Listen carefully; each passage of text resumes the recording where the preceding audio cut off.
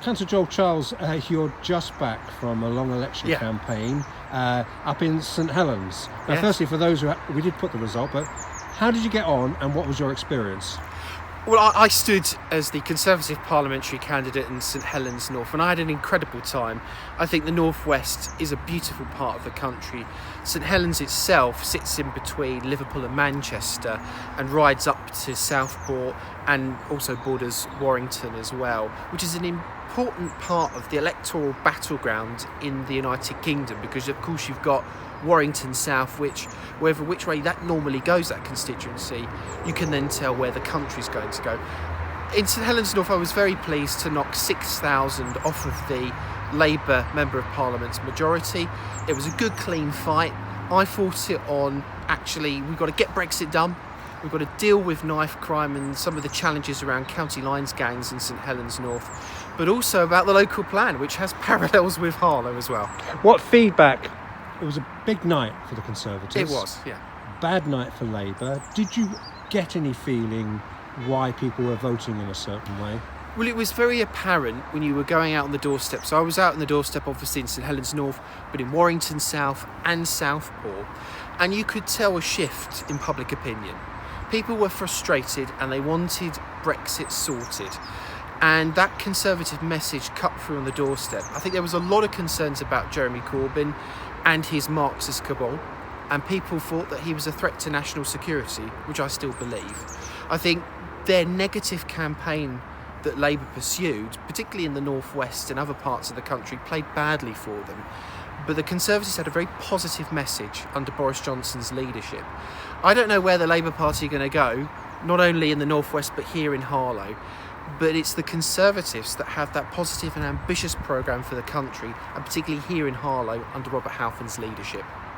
So just to conclude, as I said, we're now here at the end of December. We're only about 15 weeks from the local elections, or probably 12 weeks when you start campaign. I know you campaign all year round, but can you... We never stop, Mike. No, we never stop. Right. Well, we're at that. And I thank you for it. But is there any possible... Do you think there's any possible bounce for yourselves between now and May? Look, we campaign all year round, making the case for a Conservative administration to lead Harlow Council. And I think these local elections will be quite interesting in Harlow. And I think there'll be a forensic scope on the internal battle in the Labour Party here. Will momentum still have a grip over the Blairites and the centrists in the Labour Party who've been infighting, not only in the history of the last few years, but recently as well? There's a real tussle in Harlow Labour over who's going to take control. For us, we are going to go out there with a positive message.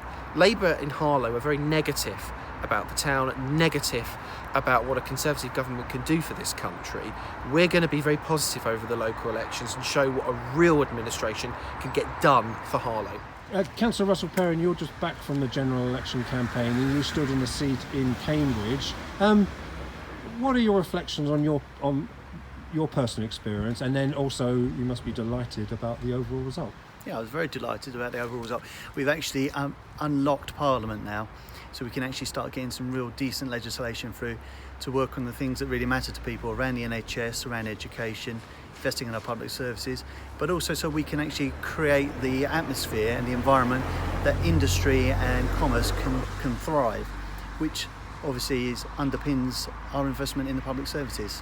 Were there any issues on the door in Cambridge that resonated with what you hear day in, day out in Harlow? Well, there were a number of people in Cambridge. Cambridge is a different kind of seat compared to Harlow. In Harlow, 68% of people voted to leave the European Union. In Cambridge, it was approximately 70% of people voted to remain. So that when they have a Conservative politician that wants to uphold the result of the referendum, that doesn't necessarily go down as well. But that said, I met a lot of people that, regardless of the way they voted, they wanted us to uphold a democratic decision that was taken, because if you don't abide by a democratic decision, we're nowhere.